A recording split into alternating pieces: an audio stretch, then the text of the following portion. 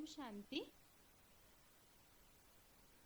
भगवत गीता श्लोक क्लास में आज बेसिक कोर्स का टेस्ट है और टेस्ट के लिए टॉपिक है आत्मा का परिचय, या तो 8 प्रश्नों के उत्तर जो हमने समझे हैं उसमें से कोई भी टॉपिक बता सकते हैं।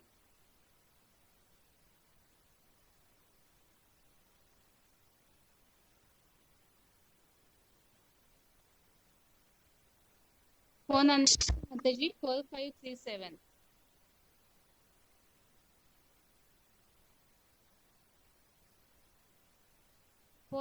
हेलो 4537। हाँ जी हेलो। बताइए। हाँ, बता रही हूँ। हाँ, दीदी। हम्म,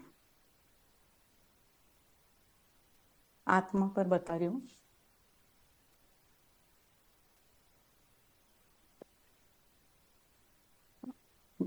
आत्मा का टॉपिक है सोल अर्थात आत्मा। मन मन को ही मन को ही सोल कहा जाता है। मन रेवा आत्मा, मन प्लस बुद्धि प्लस संस्कार तीनों का समुच्चय ही आत्मा कहा जाता है। आत्मा जो इस शरीर रूपी गाड़ी का ड्राइवर है। जब कोई भी आत्मा शरीर से निकलती है तो जो भी अपने जीवन में पाप पुण्य का कर्म किया है, जिसे संस्कार कहते हैं, मन ने सोचा, बुद्धि ने निर्णय लिया और उसका प्रभाव पड़ता है कर्मों पर। तो जो आदतों के रूप में कहते हैं उसे संस्कार कहते हैं। आत्मा जब शरीर छोड़ती है तो अपने पूर्व जन्मों में संस्कारों को ले जाती है। वायु जैसे फूलों से सुगंध को ले जाता है, तो ऐसे आत्मा जो भी शरीर छोड़ती है तो कर्म है और वह संस्कार जो है ले जाती है।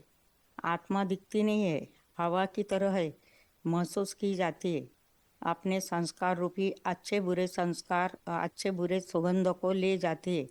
आत्मा जो है अपने संस्कारों को खींच करके अगले जन्म में ले जाती है। मन और संकल्प जो अच्छी या बुरा, फिर अच्छी या बुरा जो करती है और बुद्धि निर्णय लेती है। प्रैक्टिकल में कर्म करते तो धीरे धीरे आदत पड़ जाती है, तो वह संस्कार बन जाते हैं। मन और बुद्धि रूपी आत्मा को गीता में पुरुष कहा है और शरीर को प्रकृति कहा है। पाप और पुण्य आत्मा में होते हैं। प्रकृति आत्मा दोनों अनादि है। आत्मा चैतन्य है। मन और बुद्धि में पाप समाया जाता है तो मन और बुद्धि को ही आत्मा कहा जाता है। आत्मा शरीर के कनेक्शन में आए बगैर कोई कार्य नहीं करती, तो वह आपस में कनेक्शन है और शरीर में विकार होते हैं जिसका असर आत्मा पर पड़ता है। आत्मा इन इंद्रियों द्वारा शरीर रूपी पुतला बनता है तो 5 तत्वों का इंद्रिय द्वारा सेवन करती है। प्रकृति के देह रूप के कार्य में आत्मा सुख दुख भोगती है। लेप छेप तो आत्मा पर लगता है। स्वाद भी सेवन स्वाद भी सेवन करती है आत्मा। तो मन के संकल्प में आती है। आत्मा के मन के संकल्प में आता है। आत्मा ज्योति बिंदु सारे शरीर का राजा है।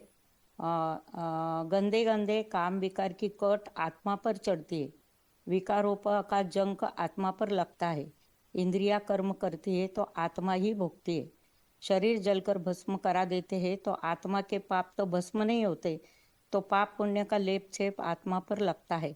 उसी अनुसार अगला पाप पुण्य का लेप छेप आत्मा पर लगता है तो उसी अनुसार अगला जन्म मिलता है। पाप पहले मन में आता है, अति सूक्ष्म है। मन अव्यक्त मन और मन के विचारों में सूक्ष्म में आता है तो मन में संकल्प चलता, फिर बुद्धि निर्णय लेती और फिर कर्म इंद्रियों से पाप होता है। मन में पहले संकल्पों का बीज पड़ता है। विचार प्रेरणा से मन में आता अनकंट्रोल हो जाता है तो प्रैक्टिकल कर्मणा में आता है तो वाणी में फिर गलत कर्म हो जाता है। दो मन है, अव्यक्त एक है और व्यक्त एक। तो अव्यक्त मन दिखाई नहीं देता। आंखों से देखना, कानों से सुनना, यह संस्कार आत्मा ले जाती है अगले जन्म में। कान नाक जीवा रसिका अपना स्वाद लेती है तो आत्मा इंद्रियों के द्वारा अपना भोग सेवन करती है। इंद्रिया एक्टिव जब तब होती है तब आत्मा रूपी बैटरी चलती, चेतना प्रदान कार्य करती है। इस तरह शरीर और आत्मा का अपना अपना रोल है। कर्मों का सुख दुख आत्मा ही भोगती है। पापात्मा पुण्यात्मा बनती है, आत्मा तम प्रधान बनती तो शरीर भी रोगी बन जाता है। आत्मा की देह में कुमार युवा बुढ़ापा होता है, वैसे वैसे शरीर पर असर पड़ता है। कुमार होता है सतो प्रधान, फिर युवा और बुढ़ापा होता है। आत्मा पर कॉन्सेंट्रेशन करने से नई बनेगी आत्मा, और नए बनाने के लिए आत्मा का बीज सुधारना पड़ता है। तो संकल्पों के बीज पर सारा मदार है। संकल्प की शुद्धि तो शरीर परिवर्तन, तो आत्मा बीज है। तो बीज सुधरा तो आत्मा सुधरा, यह कनेक्शन है आत्मा और शरीर का। तो आत्मा में खाद पड़ती है जन्म जन्म की, शरीर में नहीं पड़ती। तो आत्मा अपवित्र तो शरीर भी अपवित्र, आत्मा शुद्ध तो शरीर भी शुद्ध, आत्मा का सुधार तो शरीर का सुधार। हर एक आत्मा में अपना अपना पार्ट अलग अलग भरा है। आत्मा में अपने संस्कार भरे, मन बुद्धि और संस्कार से आत्मा एक्टिव होती है। हर आत्मा का अपना अपना वायुमंडल होता है। जैसे विचार उस आधार पर वायुमंडल बनता है। शरीर छोड़ने के बाद समय वाइब्रेशन जैसे होंगे, वैसे प्रकृति जड़ शरीर की रचना होती है। फिर 4 महीने बाद आत्मा प्रवेश करती है। यह बना बनाया ड्रामा है। आत्मा मूल रूप में सात्विक है। आत्मा में 84 जन्मों का पार्ट भरा है, उसका असर शरीर पर पड़ता है। ईश्वरीय ज्ञान से जब आत्मा सात्विक बन जाती है तो उसका प्रभाव स्वर्गीय लोक में जन्म मिलता है। आत्मिक स्थिति के लिए पॉइंट: जिन्होंने विकारों को जीत लिया, देहभान, प्रकृति का भान, शरीर का भान, इस कारण ही अपने गुण से प्रभावित होकर जाते हैं। तो विकारों के विकारों से प्रभावित हो जाते हैं। तो जिन्होंने इस बात को जीत लिया वह आत्मिक स्थिति में टिक गए। निर्विकारी अर्थात ही आत्मिक स्थिति में टिकना। देहभान से विकार आते हैं तो आत्मिक स्थिति में टिकेंगे तो पावन बन जावेंगे। तो इस तरह पावन बनते हैं तो आत्मा में ही तृप्त संतुष्टता, तो उनके लिए कोई कार्य शेष नहीं रहता। दूसरा पॉइंट आत्मिक स्थिति के लिए: आत्मिक स्थिति में रहने से सुधरे, चलन से भी सुधरे तो बहुत सुखी होंगे। तीसरा पॉइंट है स्वयं स्थिति में रहने वाला, आत्मिक स्थिति में रहने वाला स्वर्ग बनाता है, अंतमते सोगति। चौथा पॉइंट है आत्मा अभिमानी किसी के लिए दुखदाई नहीं होंगे। आत्मा अभिमानी न रोता है न रुलाता है, और ज्ञान जल से धोता है परमात्मा। मन बुद्धि संस्कार भरे हुए 3 शक्ति की समुच्चय को आत्मा को ज्ञान जल से आत्मा धोता है, और ज्ञान जल से आत्मा साफ होती है। जैसे पूरी में चावल का हंडा चढ़ाते हैं ना, तो शरीर मिट्टी का टिक्कर है, तो तुम बच्चे आत्मा रूपी चावल हो, तो वह योग अग्नि से तप कर पक कर निकलते हो। तो आत्मा सूक्ष्म तो है, तो सूक्ष्म ज्ञान जल से धोना पड़ता है। आत्मा को पावन बनाने के लिए याद की भी आवश्यकता है। ज्ञान और याद के मन बुद्धि रूपी आत्मा पावन बन जाती है। तीव्र और निरंतर योगाग्नि से आत्मा सोने जैसी बनेगी। आत्मा में खाद पड़ती है संग रंग की। पावन बनने की निशानियां: पावन बनेंगे तो स्वर्ग में जाएंगे, गोल्डन एज में जाएंगे, खुशी में रहेंगे। आत्मा सुखधाम जाएंगी। पावन अर्थात सात्विक विष्णुपुरी के मालिक होंगे देवता। आत्मा सुखधाम सुरेंद्र लोक को भोगती है। आत्मा हल्की फुल्की होती है। आत्मा विकारों पर जीत पाती है तो सुखदायी बनेगी। आत्मा सतोप्रधान सुखदायी बनती है। पावन अर्थात वाइसलेस निर्विकारी श्रेष्ठाचारी देवी देवता होंगे। पावन है तो यूनिटी, पावन है तो वाइसलेस वर्ल्ड, पावन है तो राम राज्य, शिवालय, अहिंसक, आधा कल्प सुख भोगते हैं। डबल ताजदारी पवित्रता, गोरे योगाग्नि से गोरे बनेंगे, अमर लोक में जाएंगे। निर्बंधन होगी आत्मा, पतित बनने की निशानी, बंधन वाली आत्मा होगी विशेष, नरक लोक में जाएंगे। भ्रष्टाचारी मृत्यु लोक में रहेंगे। आसुरी, दैत्य, वैश्यालय, अपवित्र, योगाग्नि से काले बन जाएंगे। मन भागता रहेगा। धन की संपत्ति की नाश हो जाएगा, नष्ट हो जाएगी। अज्ञानी बनेंगे, नीचे गिरेंगे। दृष्टि से पतन होगा, दुखधाम में जाएंगे। पापात्म बनेंगी, दुखों का विकारों का बंधन, रोगी रहेंगे, देहभान में रहेंगे। रावण राज्य हिंसक पतित है तो झगड़ा भी करेंगे। आसुरों के गुण है पाखंड, घमंड, अभिमान, क्रोध, कठोरता, बेसमझी, अहंकार, बल, घमंड, काम, क्रोध आसुर गुण वाले होंगे। ओम शांति दीदी।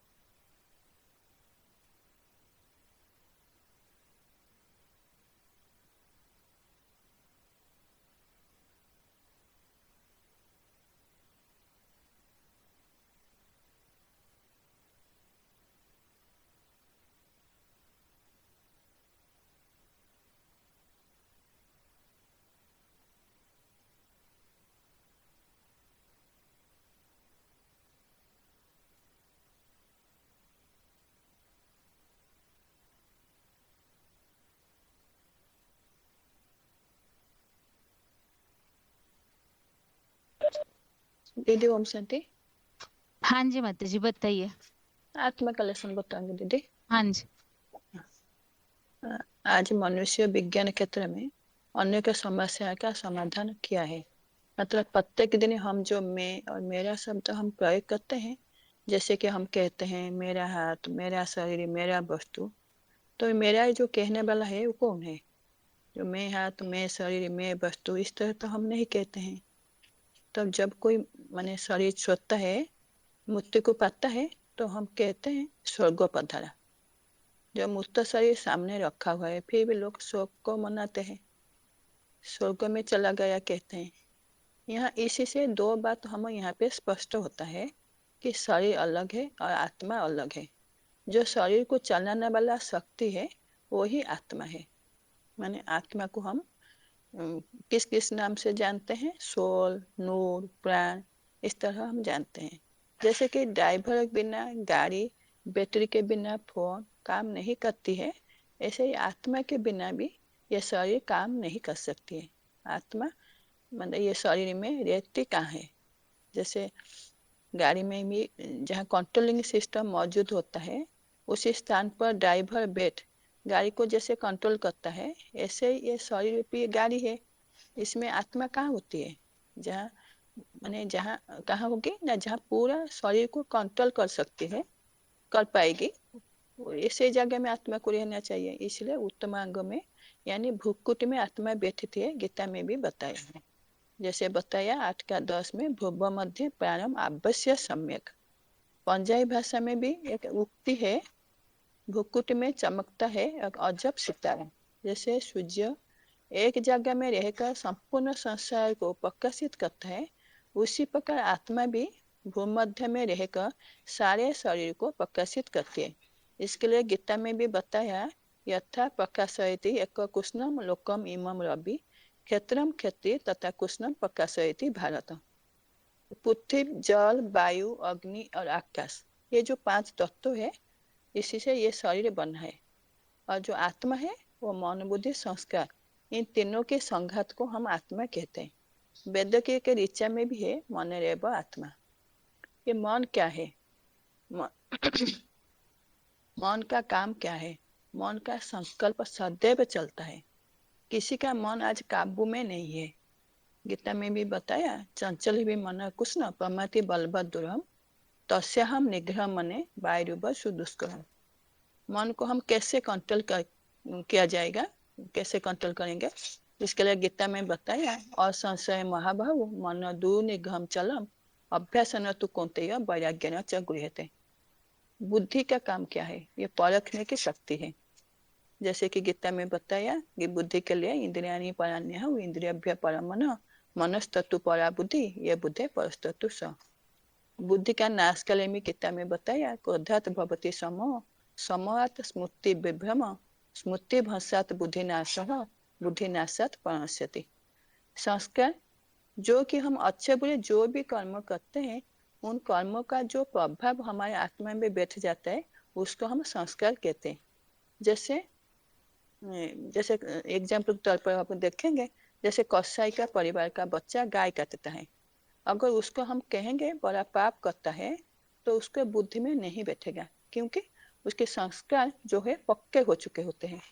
जब आत्मा शरीर से निकलता है वो अपरा प्रकृतिगत दैहिक 23 तत्वों को लेकर जाता है। जैसे अदर्शनीय वायु फूलों से सुगंधियों को लेकर जाता है। गीता में बताया शरीरम यत् अवाप्नोति यच्चापि उत्क्रामति ईश्वर गृहीत्वा एतानि संयाति वायु गंधानि व आश्रयात्। शरीर से आत्मा जो निकल जाती है तो शरीर के अंदर जो 5 तत्व रहती है उसको हम क्या करते हैं, जलाई देते हैं, नहीं तो मिट्टी में दबाई देते हैं। आत्मा जो है अजर अमर अविनाशी है। 5 तत्वों का असर उस आत्मा के ऊपर नहीं पड़ता है। जैसे गीता में बताया न जायते म्रियते वा गजाचिनाय भूत्वा भविता वा न भूय अजर नित्य शाश्वत अयम पुराण न हन्यते हन्यमाने शरीर। आत्मा आत्मा को शस्त्र भी नहीं काट सकती, अग्नि भी नहीं जला सकती, हवा भी नहीं सुखाती, जल भी नहीं भिगोता। इसके लिए गीता में बताया नैनम छिन्दन्ति शस्त्राणि नैन दहति पावक न चैनम क्लेदति आप न शोषयति मारुतम। जैसे ड्राइवर एक गाड़ी को बदल कर दूसरे गाड़ी व्यवहार करता है और जैसे मनुष्य पुराने वस्तु को त्याग कर दूसरे नए वस्तु को ग्रहण करता है, ऐसे आत्मा भी पुराने शरीर को छोड़कर दूसरे नए शरीर को ग्रहण करती है। जैसे कि गीता में बताया बांसासी जिन्नानि यथा विहाय नव्वानि गृह्णाति नरो अपराणि तथा शरीरानि विहाय जिन्नानि अन्यानि संयाति नव्वानि देहि। आत्मा का जो रूप है वो कैसा है? आत्मा का भूकुट में तो है भूभ मध्य जैसे बताया, ऐसे रूप उसका कैसा है? आत्मा अणु से भी अनुरूप है, जिसके लिए गीता में बताया अणु अयनम समूह स्मरते यह। शरीर जो है नाशवान है, आत्मा नित्य है, अविनाशी है, उसको माप नहीं कर सकते, मतलब मापने न करने योग्य है। इसके लिए गीता में बताया अंतमत्त इन्हें देहा नित्यस्य इत्वा शरीरेण अन्नासीन अप्रमेयस्य तस्मात् युद्धस्य भारत। आत्मा ही देह रूपा अपरा प्रकृति में स्थित सत्व रज तम तीनों गुणों को भोगता है। गुणों में आसक्ति के कारण आत्मा को देव दानव असुर आदि योनियों में जन्म लेना होता है। जैसे कि गीता में बताया पुरुष और प्रकृतिस्थो ही भुगते प्रकृति ज्ञान गुणान कारणम गुण संघस्य सत सदजोनि जन्मसु। इसलिए हम आत्मा को क्या कहते हैं? धर्मात्मा, पुण्यात्मा, महान आत्मा, पापात्मा, इस तरह हम कहते हैं। आत्मा ही कान, आंख, त्वचा, जिह्वा, नासिका और मन का आधार लेकर विषय भोगों को सेवन करती है। जैसे कि गीता में बताया स्वतम चक्षुष स्पर्शनम च रसनम घ्राणम एवच अधिष्ठाय मनश्चायम विषयन उपसेवते।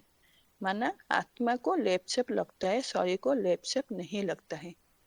जैसे कि जैसे आत्मा में जिस तरह हम संकल्प का बीज बोते हैं, इसी तरह उसका वृक्ष भी तैयार होता है। माने आत्मा 84 लाख योनियों में जन्म नहीं लेता है, परंतु 84 लाख योनियों जैसे कर्म करता है। आत्मा को हम क्या एक्टर कहते हैं? एक्टर है, जैसे शरीर उसका पोशाक है। आत्मा रथी है और शरीर उसका रथ है। आत्मा बीज है और शरीर उसका वृक्ष है। जैसे शरीर का घर होता है, ऐसे आत्मा का भी घर होता है। उसको हम परम धाम, ब्रह्मांड, शांति धाम, निर्वाण धाम इस तरह कहते हैं। वहाँ आत्मा अंडा मिश्र रहता है। आत्मा अति सूक्ष्म होने के कारण उसको देख नहीं सकते, जिसके लिए गीता में भगवान ने अर्जुन को कहा न तुम शक्य से द्रष्टुम अन्य स्वचक्षुषा दिव्यम ददामि ते चक्षु पश्यमे जोगम ऐश्वर्यम। आत्मा को ज्ञान नेत्र वाला ज्ञानी जन ही देख सकते हैं, जिसके लिए गीता में बताया उत्कामतम स्थितम वापि भुंजानम वा गुणान्वितम विमूढ़ा नानुपश्यन्ति पश्यन्ति ज्ञान चक्षुष। जैसे फोन की बैटरी डिस्चार्ज होती है, ऐसे आत्मा भी जन्म मरण चक्र में आते आते आत्मा की शक्ति क्षीण हो गई है। आत्मा काम अग्नि में जलकर काला बन गई है। काम अग्नि है और जोग अग्नि है। अग्नि में खाद वाला सोना डाला जाता है तो सोना भी शुद्ध हो जाता है। आत्मा सूक्ष्म है। आत्मा की पापों का कट उतारने के लिए जोग अग्नि, ज्ञान अग्नि की आवश्यकता है। पानी में स्नान करने से शरीर का मेल साफ होता है, किंतु आत्मा की सफाई के लिए ज्ञान चाहिए। इसलिए गीता में बताया ज्ञान निधुत कल्मषा। और 4 का 37 भी बताया ज्ञानाग्नि सर्वकर्मणि भस्मसात् कुरुते तथा। इसके लिए हम भगवान को जानना चाहिए। हम भगवान को जानने से सब पाप से मुक्त हो जाएंगे। गीता में भी बताया यो माम अजम अनादिम च वेति लोक महेश्वरम असमूल समत्यसु सर्व पापे प्रमुच्यते। इसलिए आध्यात्मिक ज्ञान सर्वोपरि ज्ञान है। हम ज्ञान के समान दुनिया में, इस ज्ञान के समान दुनिया में कुछ भी नहीं है। जैसे कि गीता में बताया न न ही ज्ञानेन सदृशम पवित्रम ये विद्यते तत् स्वयं योग संसिद्ध कालेन आत्मनि विद्यते। ये ज्ञान को ज्ञान से हमारा सारे पाप जो है भस्म हो जाएगा, ऐसे करके गीता में भी बताया। ये सर्वोपरि ज्ञान है। गुह्यात गुह्यत गुह्यात न तु इदम तुते गुह्यतमम प्रवक्ष्यामि अनुसूय में ज्ञान विज्ञान सहितम यद्गत्वा मुख्यस्य अशुभात्। आध्यात्मिक ज्ञान लेने से हमारा सब पाप मुक्त हो जाएगा। इसके लिए अभी कलियुग के अंत में परमात्मा आ चुके हैं। भगवान को हम जैसे जैसे जानेंगे हम पापों से मुक्त हो जाएंगे, ऐसे आत्मा शुद्ध हो जाएगी। ऐसे ही इस तरह दीदी। ओम शांति।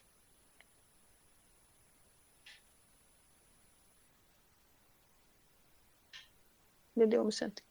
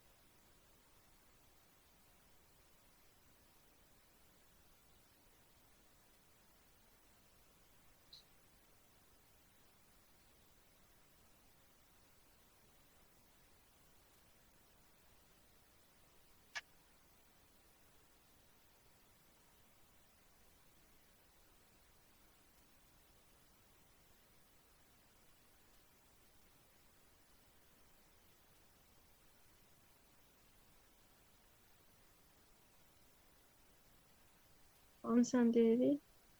दीदी मैं आत्मा का टॉपिक बता रही हूँ। हाँ जी।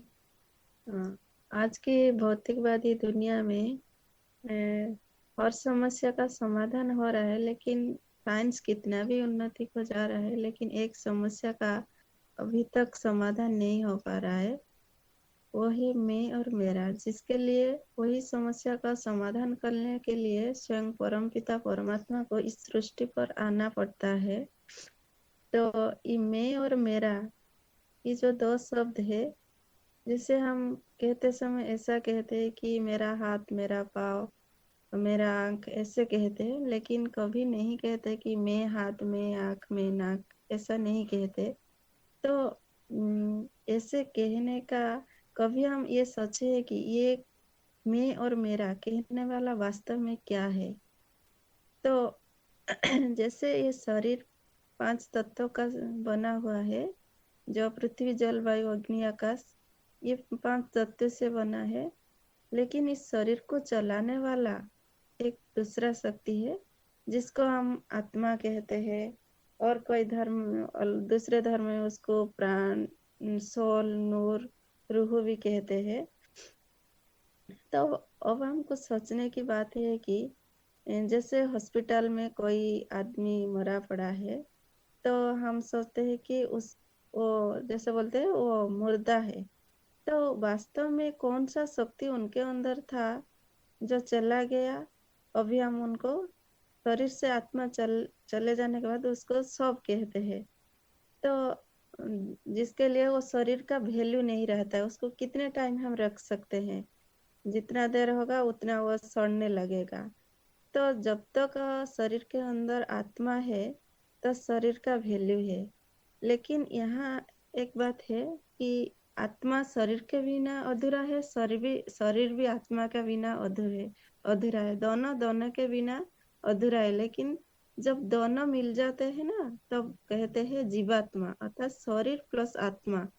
यहाँ हमको पता चलता है कि जो आत्मा है वो अलग है और शरीर अलग है, जिसके लिए गीता में आता है कि देहि नित्य अवध्यं देहे सर्वस्व भारत तस्मात् सर्वाणि भूतानि न तुम सचितु महर्षि। जैसे ये 5 तत्वों का बना हुआ शरीर में जो आत्मा है, उनका भी तीन शक्तियां हैं, मन, बुद्धि और संस्कार, जिसके लिए ऋचा में भी लिखा हुआ है मनरेव आत्मा। तो ये जो आत्मा, ये कैसे दिखता है? जो अति सूक्ष्म से सूक्ष्म ज्योति बिंदु है, जिसके लिए गीता में भी आया है अणु अणियान समनु स्मरेत। अणु से भी अणु अति सूक्ष्म बिंदु स्वरूप है, जिसको हम इस स्थूल नेत्र से नहीं देख पाते हैं। जैसे कोई व्यक्ति को बीमार हुआ है तो जैसे ब्लड टेस्ट करते हैं, तो ब्लड को टेस्ट करने के लिए एक ड्रॉप ब्लड को हम यंत्र के सहायता से देखते हैं उसमें क्या कीटाणु है, लेकिन वो भी फिर खाली आँखी से नहीं देख सकते हैं। ऐसे ही ये जो आत्मा सूक्ष्म ज्योति बिंदु है, इसको देखने के लिए भी हाँ, स्थूल चक्षु से नहीं देखा जा सकता है, इसके लिए ज्ञान का चक्षु चाहिए। तो जब हम इसको स्थूल चक्षु से नहीं देख सकते हैं, तो इस सूक्ष्म ज्योति बिंदु को देखने के लिए जो हमको ज्ञान चक्षु, इसके लिए गीता में बोला है कि दिव्य ददामि ते ज्ञान चक्षुषा। तो ज्ञान नेत्र से इसको हम देख सकते हैं। तो जो मन बुद्धि संस्कार है, आत्मा का 3 गुण है। तो पहले जानेंगे कि मन का काम क्या है। तो ये जो मन है, इसका काम है, ये हर टाइम सोचता रहता है। उनका काम है सोचना। ये वायु की तरह हमेशा चंचल है। और जो बुद्धि का काम है वो, और जब मन सोचता है तो बुद्धि का काम है वो निर्णय करता है। तो जब निर्णय करके हम जिस काम को करते हैं, पॉजिटिव हो या नेगेटिव, कोई भी जो जिसको जैसा लगता है, जब हम कर्म में करते हैं तो वो हमारा संस्कार पड़ जाता है। जैसे गीता में आया है, मन के लिए तो चंचल ही मन कृष्ण प्रमाथि बलवान दृढ़ तस्यां निग्रह मन में वायु एवं सदुर्निः। तो ये मन बहुत चंचल है, लेकिन इसके लिए भी समाधान बताया कि असंशय महाबाहो मन निग्रहं चला व्यसने तो कौन्तेय वैराग्येण च गृह्यते। अब माने ये जो मन चंचल मन है, इसको अगर अभ्यास और वैराग्य के द्वारा नियंत्रण कर सकते हैं। बाकी जो बुद्धि है, इसके लिए भी गीता में भी बताया है कि तानि सर्वाणि संयमयुक्त आसीत मत्पर वसे ही यस्य इंद्रियाणि तस्य प्रज्ञा प्रतिष्ठिता। अर्थात जब मन को हम कंट्रोल कर पाएंगे, तब जो बुद्धि स्थिर हो जाता है। बुद्धि स्थिर होने से क्या होगा ना, हमारे अंदर जब बुद्धि जब स्थिर हो जाएगा तो अच्छा सच विचार करेंगे, जो भी पॉजिटिव संकल्प करेंगे वही काम करेंगे। अगर पॉजिटिव सोच के अच्छा काम करेंगे, तो जब कोई आदमी शरीर छोड़ता है तो क्या लेके जाता है? अपने कर्म का संस्कार लेकर जाता है। तो जब अच्छी बुद्धि बन जाएगी तो कर्म भी अच्छा होगा, तो कर्म अच्छा होगा तो संस्कार भी अच्छा लेकर जाएगा। तो इससे हमको पता चलता है जो मन जो संकल्प लेने वाला जो बुद्धि वो विचार करने वाला है, और जो रिजल्ट निकलता है वही संस्कार पड़ जाता है। जैसे इसके लिए हम पंसाई और गाय काटने वाला का एग्जाम्पल दे सकते हैं, नहीं ये भी दे सकते हैं। तो ऐसे ही जो जो आत्मा सूक्ष्म ज्योति बिंदु है, ये कहाँ हमारे शरीर में कहाँ रहता है, जिसके लिए गीता में बोला है कि भूर मध्य प्राण अवश्य सम्यक, अर्थात दो भ्रुकुटी के बीच में इसका रहने का स्थान है। जैसे सूरज निश्चित दूरता में रहकर सारा सृष्टि को अपना रोशनी देता है, ऐसे ही ये आत्मा शरीर का जो उत्तम अंग है वहां बैठकर ये पूरा शरीर को चलाता है। और ये जो आत्मा ये अविनाशी है, ये एक शरीर छोड़कर दूसरा शरीर धारण करता है। जैसे कपड़ा पुराना हो जाते हैं तो नए वस्त्र ग्रहण करते हैं, ऐसे ही आत्मा जब शरीर पुराना हो जाता है तो उसको त्याग करके नया शरीर धारण करते हैं। तो इसके लिए नहीं आया है, वासं से जिन्नानि यथा व्याय नवानि गृहाणि नरप्राणि यथा शरीराणि विहाय जिन्नान्यानि संयान्ति नवानि देहि। अर्थात और भी आया है, जो आत्मा अजर अमर अविनाशी है, जो एक शरीर छोड़कर दूसरा शरीर धारण करता है, जिसके लिए भी होता है जातस्य ही ध्रुवं मृत्यु ध्रुवं जन्म मृतस्य, अर्थात जन्म लेने वाला का मृत्यु सुनिश्चित है और मृत्यु लेने वाला का जन्म सुनिश्चित है। अर्थात आत्मा बार बार मैंने दूसरा शरीर धारण करता है और बार बार इस सृष्टि में आकर अपना पाठ बजाता रहता है और जन्म मृत्यु चक्र में आता रहता है। तो जैसे आत्मा एक शरीर छोड़ के जाता है तो अपना जो संस्कार लेकर जाता है, तो वही संस्कार, जैसे हम एक फूलों का एग्जाम्पल ले सकते हैं, कोई फूलों को ले जाता है, उसके साथ उनका जो मोहक होता है वो ले जाता है। ऐसे गीता में आया है, शरीरम यत अपाप्नोति यच्च अपि उत्क्रामन्ति ईश्वर गृहीत्वैतानि संयाति वायुगन्धनिव आशयात्। तो ये जो आत्मा अजर अमर अविनाशी है, इसको ना हम काट सकते हैं, ना जला सकते हैं, ना भिगा सकते हैं। जैसे गीता में बोला है, नैना छिन्दन्ति शस्त्राणि नैना दहति पावक न चैन क्लेदन्ति आपो न शोषयति मारुत। तो ये जो आत्मा है, इसको भी हम माप नहीं सकते हैं। जैसे बोला है कि ये अनासी न अप्रमेयस्य। तो इस आत्मा को देखने लिए जो हमको ज्ञान नेत्र चाहिए, जो बोला है विमूढ़ा नानु पश्यन्ति पश्यन्ति ज्ञान चक्षुषा, तो इसके लिए भी जो इस शरीर को चलाने वाला जो आत्मा है, जैसे कठोपनिषद में भी आया है कि अगर इस शरीर का एक रथ है और आत्मा है उनका रथी और बुद्धि है सारथी और मन है उसका लगाम और इंद्रिया है तो घोड़ा कहते हैं, जिसके लिए बोला है कि आत्मानं रथिनं विद्धि शरीरं रथमेव च बुद्धि तो सारथी विद्धि मन प्रग्रह में होता इंद्रियाणी हयाना हो। अर्थात ये शरीर अगर एक वृक्ष होगा तो आत्मा है उनका बीज। अगर हम लोग बीज में पानी देंगे तो सारा वृक्ष को पानी मिल जाता है। अगर पत्ते डाल टहनिया में पानी देंगे, क्या सारे वृक्ष को मिलेगा? नहीं मिलेगा।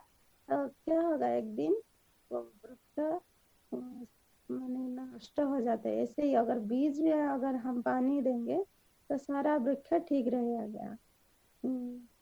तो ऐसे ही अगर शरीर को चलाने वाला जो आत्मा है, तो उसको अगर हम जान के, जैसे शरीर के लिए हम खाना देते हैं, जो भी भात दाल सब्जी जो कुछ भी चावल सब्जी हम शरीर के लिए खाते हैं, लेकिन वो जो जैसे गाड़ी और ड्राइवर, गाड़ी का खाना, गाड़ी का जो है वो पेट्रोल डीजल से चलता है, लेकिन जो ड्राइवर चलाने वाला उनका खाना अलग है। ऐसे ही ये शरीर अगर गाड़ी है तो आत्मा उनका ड्राइवर है, तो दोनों का खाना भी अलग है। तो शरीर का खाना तो हमको पता है, लेकिन आत्मा का खाद्य का खाना क्या है कि ज्ञान और योग। ज्ञान अर्थात क्या है ना, ज्ञान अर्थात सच्चाई को जानना। योग का अर्थात जैसे हम समझते योग माने जो आसन प्राणायाम, ये तो शरीर को ठीक रखने के लिए आसन प्राणायाम हम करते हैं, लेकिन योग का सही अर्थ है जोड़ना। किसके साथ जोड़ना? आत्मा को परमपिता परमात्मा के साथ जोड़ना। अगर हम परमपिता परमात्मा को सही तरीके से पहचान कर उनके साथ जोड़ेंगे, उनके से जैसे मोबाइल से चार्ज खत्म हो जाता है तो हम लोग क्या करते हैं, उसको दोबारा रिचार्ज करते हैं। ऐसे ही आत्मा जन्म मरण चक्र से आते आते कलियुग अंत में पूरा आत्मा में शक्ति नहीं रहता है। तो अगर हम इसको फिर से हम आत्मा को परमपिता परमात्मा के साथ जोड़ेंगे तो फिर से हमारा आत्मा में वो शक्ति आ जाएगा, फिर आत्मा सत्ता प्रधान बन जाएगा। और इसके लिए जो हमारे अंदर जो पाप है वो भी धुल जाता है। इसके लिए कहते हैं ज्ञान निर्धूत कलमसा।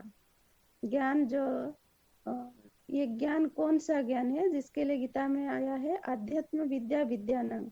जो आध्यात्म विद्या सारे विद्याओं में श्रेष्ठ है, उसी को अगर हम जानेंगे तो वही आध्यात्म विद्या से हमारा अंदर जो कुछ है वो साफ हो जाएगा और हम आत्मा स्वतः प्रधान बन जाएंगे। ऐसा ही बताएंगे। और हम संदेश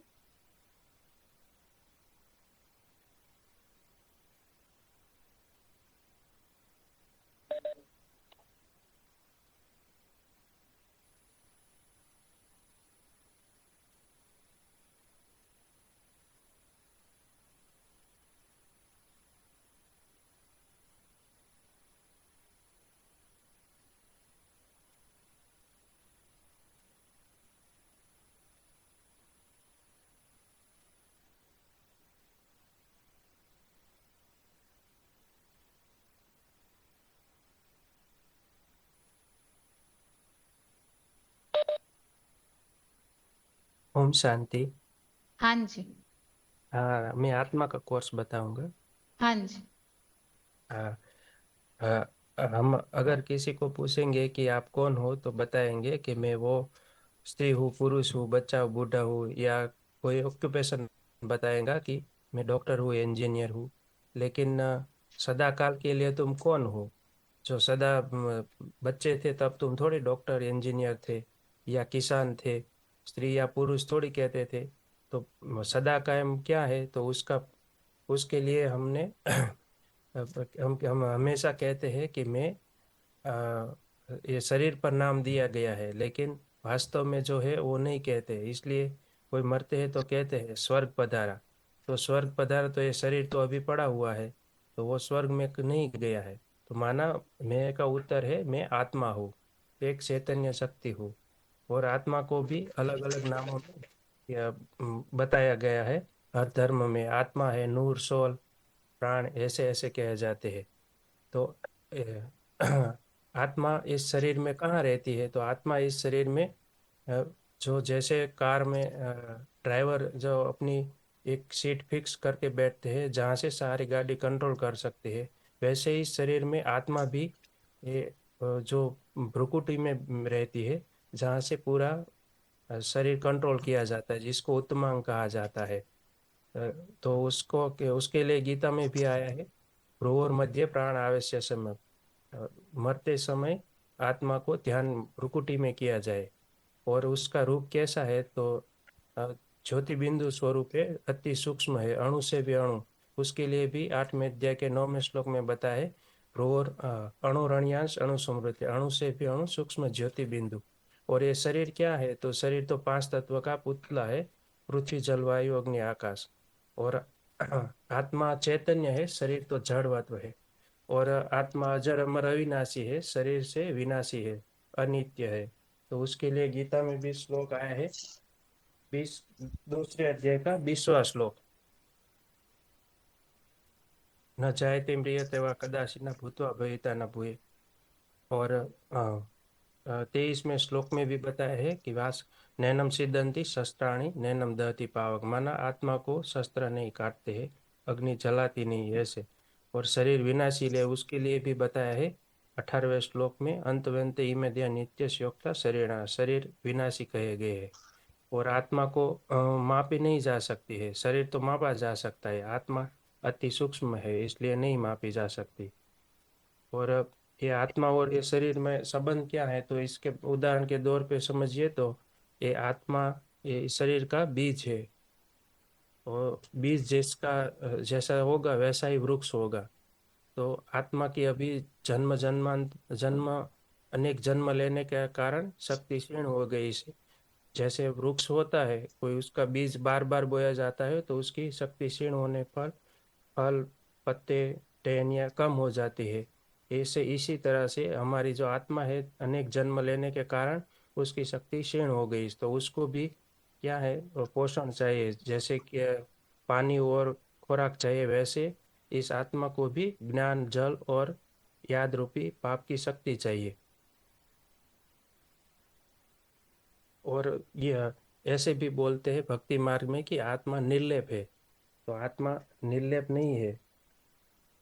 तो उसके लिए गीता में श्लोक आया है 13वें अध्याय का 20वां श्लोक का, कार्य करण हेतुत्व प्रकृति उचे पुरुष सुख दुखान भोक्त देशु। इसलिए प्रकृति को शरीर की देह रूप रचना में और आत्मा को सुख दुख भोगने में कारण रूप कहा जाता है। और आत्मा त्रिगुणमयी है, उसके लिए भी श्लोक आया है 15वां के 10वां, उत्क्रामंतम स्थितम व पुंजानम व गुणान्वित, आत्मा त्रिगुणमयी है। और आत्मा को ही कहा जाता है पापात्मा पुण्यात्मा, पाप शरीर पुण्य शरीर ऐसे नहीं कहा जाता है। और स्थूल पानी से शरीर धोया जाता है, और आत्मा के शुद्धि के लिए बोला है ज्ञान निर्धुत कल्मषा, 5वें अध्याय का 17वें श्लोक में बताया है। और आत्मा जो शरीर में रहती है उसकी यादगार में भी आज भी माताएं बिंदी लगाती है, भाई लोग टीका लगाते हैं। और आत्मा जो है उसकी 3 शक्तियां है, मन, बुद्धि और संस्कार। मन है संकल्प शक्ति, जो सोच विचार करने की शक्ति है, उसके लिए कहा है मन रे वो आत्मा। और बुद्धि है वो परख शक्ति, निर्णय शक्ति है, जो सही और गलत का फैसला करती है। और जो हम बार बार कर्म करते हैं अच्छे या बुरे, उन कर्मों का लेप से मन बुद्धि रूपी आत्मा पर लग जाता है तो संस्कार बन जाते हैं। जैसे कोई बच्चा है बचपन से ही अपने पिता के घर में जो जन्म लिया है वो कसाई का धंधा करते हैं, तो वो जो देखता है तो उसको ये पाप नहीं लगता है, क्योंकि उसका ऊपर लेप शेप लग जाता है और वो संस्कार बन जाता है। और मन है वो संकल्प शक्ति है, बीज है। जैसे कहते हैं कि ब्रह्मा के संकल्प से सृष्टि रची, तो कहते भी है मन खुश तो जहान खुश। तो मन जितना खुश होगा, जितना उत्साह, उसी तरह से शरीर भी तंदुरुस्त मिलेगा। अगर मन खुश नहीं होगा शरीर भी बीमार पड़ता है। तो गीता में भी आया है कि संचल मन के लिए कि 6ठे अध्याय के 37वें श्लोक में, संचल ही मन कृष्ण प्रमातित बलवत दृढ़। और मन के लिए ही कहा जाता है मन के हारे हार, मन के जीते जीत। तो मन माना आत्मा अपने लिए क्या शत्रु बनती है, मित्र भी बन जाती है। तो 6ठे अध्याय के 5वें श्लोक में बताया है कि उद्रेत आत्मा आत्मनम न आत्मनम अवसादे, आत्मा एव ही आत्मनो बंधु, आत्मा एव ही आत्मनो रिपु। और बुद्धि, जो बुद्धि है सर्वोपरि शक्ति है, वो उसके लिए कहा है कि 3रे अध्याय के 42वें श्लोक में भी बताया है, इंद्रियाणि पराण्याहु इंद्रियभ्य पर मन मनस्तस्तु परा बुद्धि ए परस्तस्तु स। तो माना जो बुद्धि है वो मन से भी शक्तिशाली है और उससे भी शक्तिशाली है त्रिकालदर्शी भगवान बाप की बुद्धि। और कठोपनिषद में भी आया है कि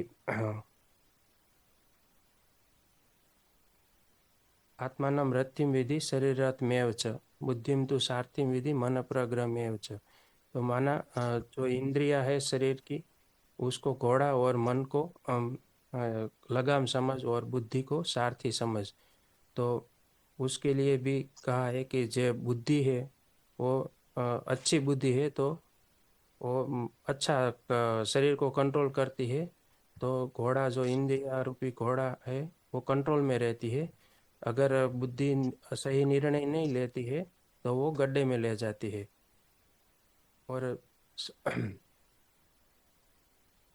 और बुद्धि है उसका नाश कैसे होता है, तो उसके लिए भी बताया है कि काम विकार से बुद्धि का नाश भी होता है। इसलिए वो काम विकार का मूल कारण भी कहा गया है देहभान। उसके लिए गीता में श्लोक है 30 अध्याय का 37वां श्लोक में बताया है भगवान वाच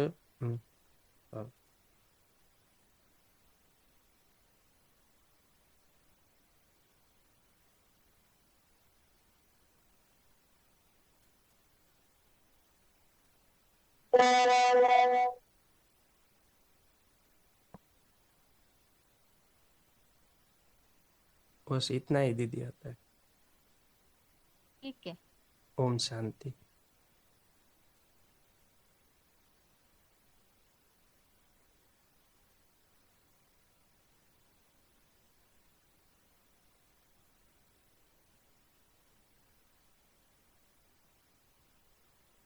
आगे बताइए माता जी। 20-126।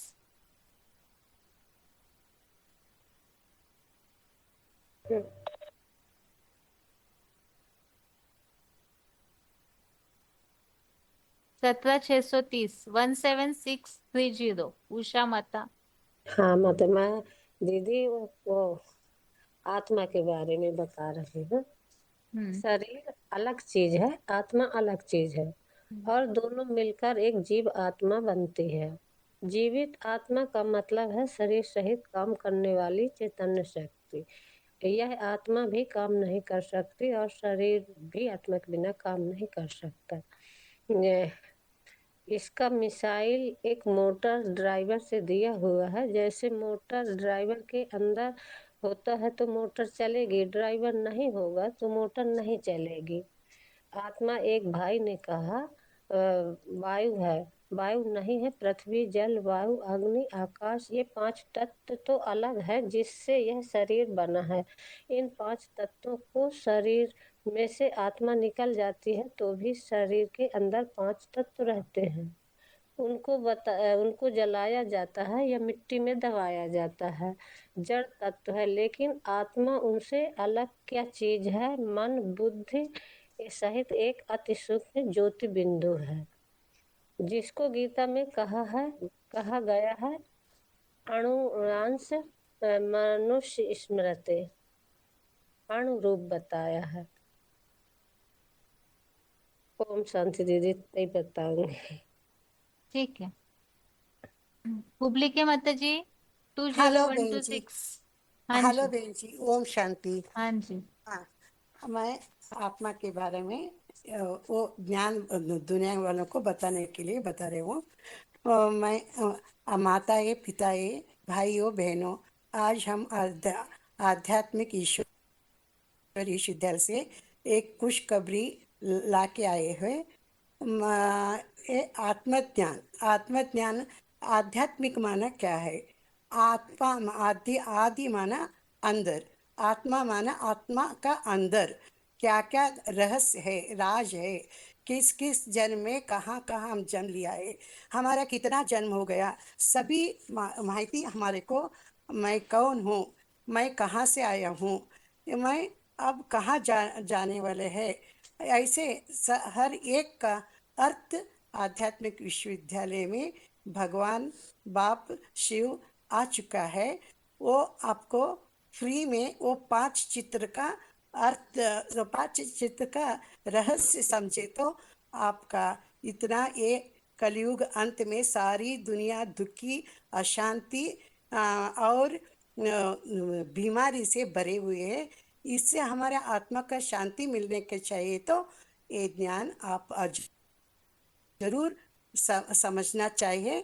वो आए हुए भगवान कहाँ है, कब आया है, आप समझना, उनको पहचानना आपका कर्तव्य है। ये और हम ये समझ लिया है, वो जो ज्ञान आपको समझा रहे हैं। अब ज़्यादा जानकारी के लिए आध्यात्मिक विश्वविद्यालय के नंबर देते, उसमें आप पूछ के आपका भाग्य बनाना है। हाँ, मैं और मेरा। मैं माना, इसका अर्थ होते हैं, मैं माना मैं आत्मा हूँ। भगवान बाप पूछते हैं, अभी बच्चे इतना आप दुखी हो गए हैं, आप क्या कौन है, ये समझाना जरूरी है हमको। हम देह भान में आते आते आत्मा को भूल गए हैं। अब भगवान बाप आकर, बच्चे तुम जो है ये देह नहीं है, तुम आत्मा है। ये आत्मा का ज्ञान हम समझे तो हमारा जीवन भी खुशी से बीत सकता है। आत्मा जो भी है, ये ये आत्मा, मैं, वो इस शरीर में मैं और मेरा। मेरा माना देह, मैं माना आत्मा। आत्मा अलग चीज है, देह अलग चीज है। आत्मा का गुण है शांति सुख, और शांति सुख, दया करुणा, ये सब आत्मा की गुण है। देह का गुण है वो, देह का गुण अलग है, इसको प्रकृति कहते हैं। आत्मा को जो कहते हैं, आत्मा एक बीज है, ये शरीर एक वृक्ष है। ये आत्मा और शरीर, जब आत्मा ये शरीर को चलाते हैं, ये शरीर को चलाते हैं। शरीर एक एग्जाम्पल देते, जब जो भी गर्भ वो मरे हुए व्यक्ति को देखते हैं, वो हमारे आगे पड़े हैं। उनका आंख है, और का कान है, मुंह है, सारी शरीर इधरी है, उसमें से क्या निकल गए हैं, ये समझना जरूरी है। उसमें क्या निकल गए हैं, वो को आत्मा के शक्ति जो है वो उससे निकल गए हैं। इसलिए जो उनका आंखें क्या, वो चैतन्य शक्ति जो है वो निकल गए हैं। चैतन्य शक्ति निकलने के बाद उसके कहा जाता है मुर्दा। ये मुर्दा को वो चैतन्य में थे, आंखें खुले थे, आंखें में रोशनी थे। अभी रोशनी नहीं हो है, वो नहीं हुआ ना, नहीं देखने में नहीं आ रहे हैं। इसलिए साबित होते आत्मा ये देह से चले गए तो वो मुर्दा बनते। आत्मा बिना शरीर नहीं है, शरीर बिना आत्मा नहीं है। ये हमें समझना है, इसका अंतर हमको मालूम पड़े। इसलिए जब हम इस दुनिया में इतना दुखी हो गए ना, हम देह भान में आए हैं और देह समझ हम बैठे हैं। इसलिए वो हम गाते हैं, रघुपति राघव राजा राम, पतित पावन सीताराम, ये भी गाना गाते हैं। और कल्प कल्प प्रभु अवतार, ऐसे भी गाना गाते हैं वो। इसलिए उस समय अभी का समय है, अभी समय बहुत थोड़ा है। आप आत्म ज्ञान लेकर, आप आत्मा के बारे में समझकर, आप अच्छा संकल्प करके साकारिक अब अगला हैकर पे ये हमारा पॉजिटिव थिंकिंग, सकारात्मक संकल्प हम कहिए तो हमारा भावना, हमारा गुण स्वभाव शुद्ध हो जाते हैं। और नेगेटिव और नकारात्मक संकल्प करें तो हम क्या बनते हैं, हमारा देह का बिगड़ जाता है। इसलिए हमारे सुधारे तो हम देवता बनेंगे, हम बिगाड़े तो असुर बनते। जरा आत्मा का ज्ञान हम बता रहे हैं। वो आत्मा जैसे एक शरीर 4 अवस्था में इस सृष्टि में आती है, इसके बारे में, आत्मा के बारे में वो भगवत गीता में बताया गया है। देहिना अस्मिन् तथा देहे कौमारम यौवनम जरा तथा देहांतर प्राप्ति धीरा तत् न मुह्यते। इसलिए जैसे आत्मा शिशु अवस्था और किशोर अवस्था और युवा अवस्था, वृद्धाप्य अवस्था में, 4 अवस्था में ये सृष्टि चक्र में वो आत्मा 4 अवस्था में आते हैं। ये शरीर भी शरीर जैसे आते हैं वैसे भी आत्मा 4 अवस्था में आते हैं। जब सतयुग में सतो प्रधान रहते, त्रेता में सामान्य सतो रहते, द्वापर में रजो प्रधान रहते और कलयुग अंत में तमो प्रधान बन जाते हैं। आत्मा जनन मरण चक्र में आने के कारण हमारा शक्ति क्षीण हो गया है, तो इसलिए हमारा शक्ति क्षीण हो, शक्ति भरने का समय हो गया है। इसलिए भगवान बाप कहते हैं इस सृष्टि में दो प्रकार का सृष्टि है। एक सृष्टि है वो सुखदायी का, एक सृष्टि है दुखदायी का। सारा मिलके 5000 वर्ष का ये सृष्टि चक्र का ये ड्रामा बना हुआ है। ये ड्रामा में ये सारी सृष्टि एक रंग मंडप है। इसमें सब हम पार्टदारी है। हमारा पार्ट बना बना के खेल करके हम ये सृष्टि एक नाटक है। हम जा सकते हैं, जाने के वक्त में भगवान को भाग को पहचानना। इसलिए हम नंगे आए थे, नंगे जाना है, ऐसे हम बताते, दुनिया में लौकिक में बताते हैं। नंगे माना मैं आत्मा बनकर पवित्र बनकर इस सृष्टि में आए थे, अब हम आत्मा बनकर और जाना है।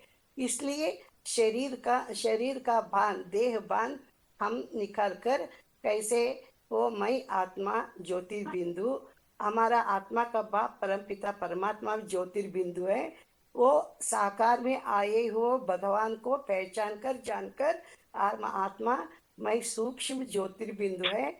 आत्मा तो छोटी बिंदी है, छोटी इसके यादगार हम माता एक वो भ्रुकुटी के बीच में क्या डालते, वो बिंदी लगाते हैं। इसलिए आत्मा के बारे में बाबा बताते हैं आत्मा कैसे है। आत्मा तो अणोरणीयांश अनुस्वरित, वो बहुत चिंतन नहीं करने योग्य अति सूक्ष्म आत्मा है। आत्मा का स्थान है भ्रुकुटी के बीच में, उसमें 8 में 10 में बताया है। भ्रूहो मध्ये प्राणम आवेश्य सम्यक स तम परम पुरुष उपैति दिव्यम। ये जो भी उत्तमांग है, एक उत्तमांग में राजा आत्मा बैठे हैं। वो राजा आत्मा एक स्थान में बैठकर सारी इंद्रियों को कंट्रोल करते, शरीर को कंट्रोल करते हैं। ये शरीर तो जो है वो अभी तामसी अवस्था में है, इसलिए हम दुखी अशांति में भरे हुए। ये दुख से अशांति से मुक्त होकर और बीमार से मुक्त होकर हम तंदुरुस्त बनने के लिए आत्मज्ञान अवश्य लेना चाहिए। और बताया कि आत्मा जो है, आत्मा में मन बुद्धि संस्कार 3 शक्तियां है। मन वो सोचते हैं, वो बुद्धि निर्णय करते हैं, और जो निर्णय करते हैं वो हमारे आत्मा में संस्कार बन जाते हैं। मन बुद्धि संस्कार तीनों हम जो अच्छा कर्म करें तो अच्छा भाग्य मिलते हैं, बुरा कर्म करें तो हम दुखी बन जाते हैं।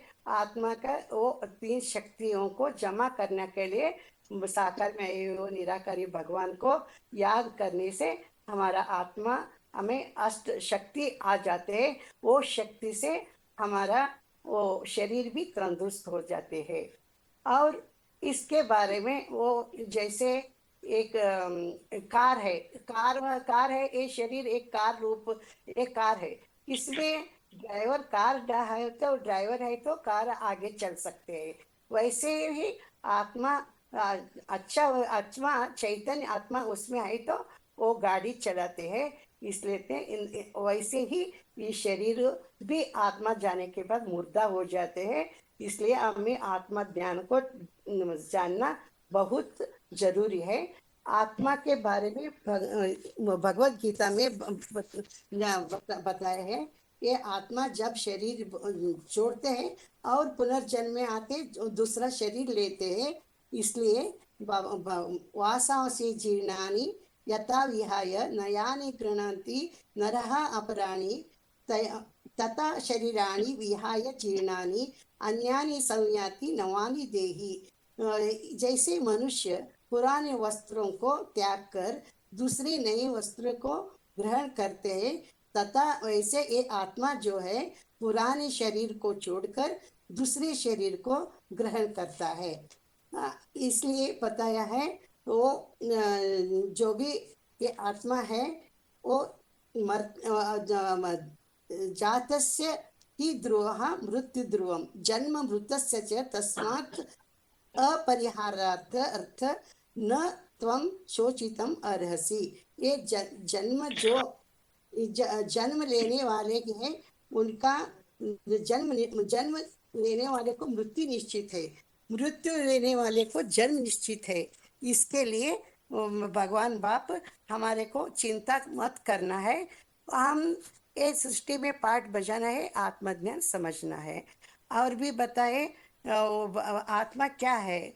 आत्मा न जायते म्रियते न जायते म्रियते वा कदाचित न अयम भूत्वा भविता वा न भूयः अजः नित्य शाश्वतः अयम प्राणः न हन्यते हन्यमाने शरीर। यह आत्मा न कभी जन्मता है और न मरता है, अथवा होकर फिर से नहीं होगा, ऐसे भी नहीं है। अजन्मा है, नित्य है, सनातन है, पुरातन है। और आत्मा शरीर नाश होने पर भी न हन्यते, नहीं मारा जाता है। वैसे ये शरीर जो है आत्मा है अविनाशी है, शरीर है विनाशी है। इसके बारे में हमको पक्का हो गया है, समझ में आ गए हैं। इसलिए चिंता मत करना है। और अंतवत इमे देहा नित्य माता जी, आप सोक्तः श्लोक शरीरिणा। ज्यादा न पढ़ के मेन बात कवर कीजिए। हाँ हाँ हाँ बहन जी, वो ये नित्य वो भगवत गीता में बताए हैं। ये आत्मा जो है नित्य है, अविनाशी है, ये प्रत्यक्ष प्रमाण रहित है। ये देह है, स्थूल है, दिखाने में आते हैं। आत्मा तो दिखने में नहीं आते। आत्मा का ध्यान वो मनुष्य में नहीं है। कोई विद्वान पंडित आचार्य जो भी है उसमें उनमें ये ध्यान नहीं है, क्योंकि वो जनरल मनुष्य चक्र में आने वाले हैं। इसलिए आत्म ध्यान एक भगवान शिव के बिना कोई दे न सकते हैं। वो विश्व कल्याणकारी है हमारा, वो आत्मा उद्धार के लिए इस सृष्टि में आया हुआ है। आप जानकर अपना अपना भाग्य बनाना है। इसलिए बताया है हाँ, जो भी इंद्रिया जो है बहुत प्रबल है। इंद्रिया से भी मन प्रबल है, मन से भी बुद्धि प्रबल है, बुद्धि से भी बुद्धिमान बाप हमको एक ज्ञान दे रहे हैं। ये मन बुद्धि संस्कार दोनों आत्मा में रहते हैं। आत्मा वो मन बुद्धि के समुच्चय आत्मा कहा जाते हैं। और शास्त्र में ये मन बुद्धि संस्कार को भी क्या कहे, मनरेवा आत्मा का है कहा गए है। जब हम इसलिए ये आत्म ध्यान लेना तो बहुत जरूरी है। आत्मा को रति कहते हैं, शरीर को रथ कहते हैं। और ये चंचल मन को एकाग्र करने के लिए अर्जुन ने भगवान को पूछा, एक मन बहुत बड़ा चंचल है, एक मन को कैसे एकाग्र करना है। इसलिए भगवान बाप कहते हैं अभ्यासम कौन्तेय वैराग्य विद्यते। हम बार बार हम अभ्यास करने से आत्मा स्थिरम हो जाते। आत्मा ये जब आत्मा जीते जगत जीते ऐसे बोलते हैं। हम मन जीते जगत जीते बोलते हैं। वो मन को कंट्रोल करने के लिए कोशिश करना है। भगवान को पहचान कर हमारा मन बुद्धि आत्मा के संस्कार और भरना है। और जैसे बैटरी में चार्ज रहते ना, मोबाइल है, मोबाइल तो जो है ये शरीर है। वो शरीर समझो, शरीर जैसे मोबाइल काम करते हैं, उसमें आत्मा स्विम कार्ड जो है वो आत्मा जैसे काम करते हैं। वो आत्मा और शरीर दोनों हम हमारा शक्ति क्षीण हो गया है। वो शक्ति भरने का वो मोबाइल को करंट कनेक्शन देते हैं।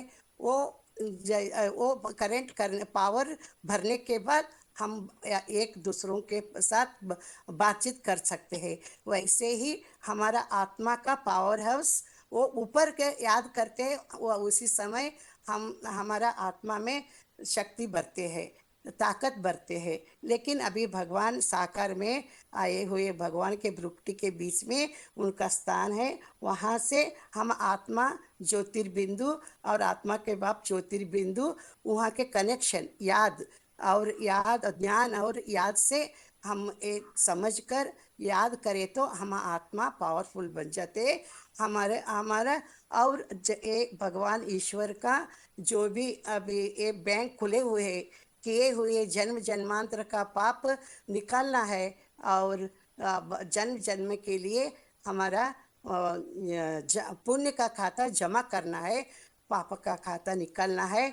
अभी अभी ये समय है, अभी नहीं तो कभी नहीं है।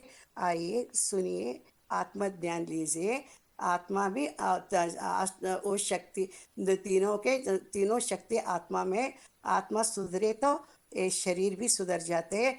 हम दुख अशांति से बीमारी से मुक्त हो जाते हैं। इतना इतना बहन जी, ओम शांति। ठीक है, ठीक। आगे बताइए। ओम शांति। हाँ जी। आत्मा आत्मा अलग चीज है और शरीर अलग चीज है। जो शरीर है वो 5 तत्वों का पुतला है। पृथ्वी जल वायु अग्नि आकाश, इन 5 तत्वों से मिलकर के शरीर बना है।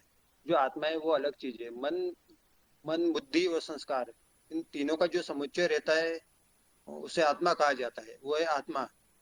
जब जब जब मन बुद्धि और संस्कार, क्योंकि जो मन रहता है, आत्मा में 3 शक्तियां रहती है। जो मन रहता है वो संकल्प विकल्प करता है। जो बुद्धि रहती है वो निर्णय शक्ति रहती है। बुद्धि से फैसला किया जाता है क्या सही है और गलत है। और जो संस्कार रहता है, हम जो भी अच्छे कर्म बुरे कर्म करते हैं वो संस्कार बन जाता है।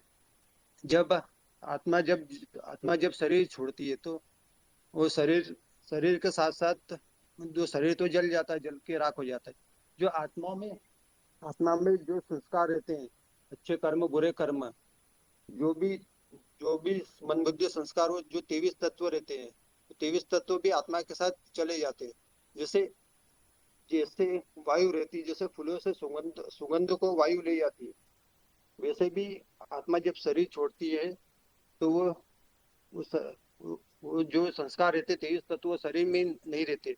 जो सूक्ष्म शरीर रहता है उसमें ही वो 23 तत्व भी आ जाते हैं। इसके लिए श्लोक आए, शरीरम यत अवाप्रोति यत च अपि उत्क्रामति ईश्वर गृहीत्वा एतानि संयान्ति वायु गंधान इव आशयात। जब दूसरा जन्म लेती है, जो आत्मा शरीर छोड़कर दूसरा जन्म लेती है, तो देखने में आता है कि कोई लूला लंगड़ा कोई इस टाइप से पैदा होते हैं, कोई लूला है लंगड़ा है, और कोई अच्छे घर में जन्म लेता है। तो ये किस कारण से होता है? ये अच्छे कर्म बुरे कर्म के कारण होता है।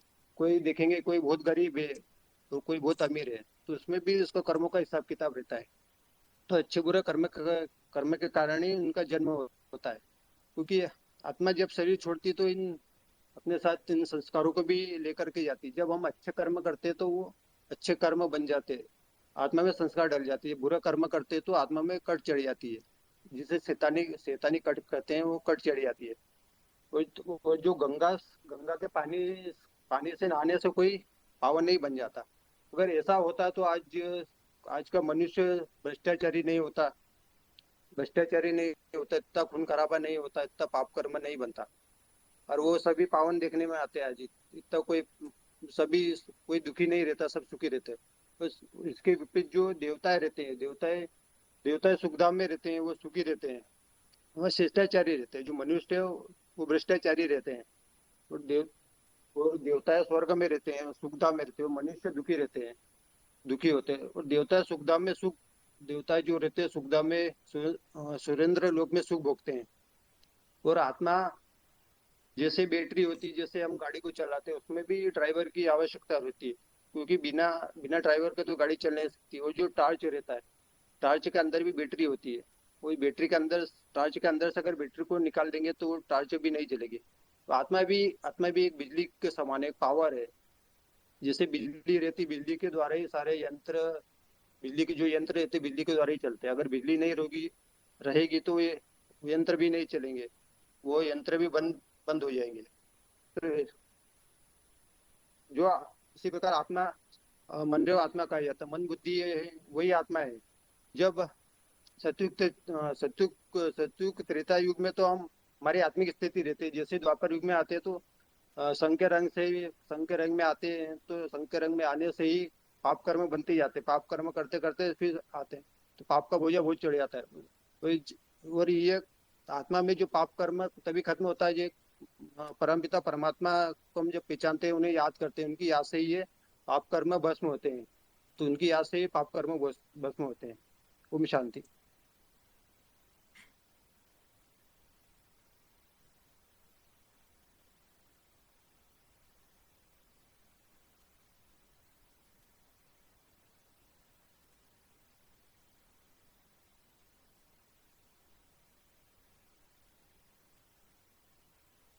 Hello hello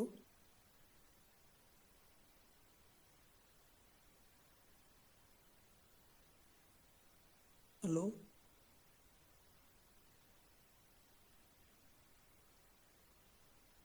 hello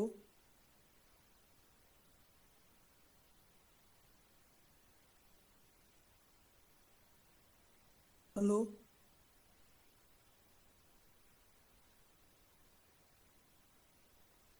hello. हाँ जी, हाँ जी, बताइए। अच्छा,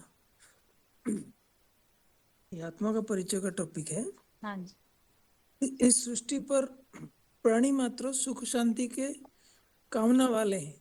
इसका कारण है इस सृष्टि रूपी वृक्ष का फल है सुख और शांति। सुख और शांति का आधार क्या है? हमारे कर्म, विचार, जीवन शैली ही हमारी सुख शांति तय करते हैं। इसका निष्कर्ष यह निकलता है कि हमारे को स्वयं का ज्ञान हो, परिवेश का ज्ञान हो, साथी संबंधियों का भी ज्ञान हो। तो इसका सार यही निकलता है कि हमको समझ की आवश्यकता है, समझ की जरूरत है। तो इस सब जानकारी से पहले स्वयं का जानकारी पहला आवश्यकता है। तो किसी को जब पूछते हैं कि आप कौन हो, उसका उत्तर में वो अपना शरीर का या मान मर्तबा का परिचय देते हैं। लेकिन हम जिस दिन हम पैदा हुए थे उस दिन हम जीवित थे। जब तक हमारा नामकरण नहीं हुआ था तब तक हमारा कोई परिचय नहीं बना था, लेकिन हम जीवित थे। अगर कोई बच्चा हॉस्पिटल में पैदा होता है और चेंज हो जाता है किसी के साथ, उसका भी धर्म बदल जाता है, उसका एड्रेस चेंज हो जाता है, माँ बाप भी बदल जाते हैं।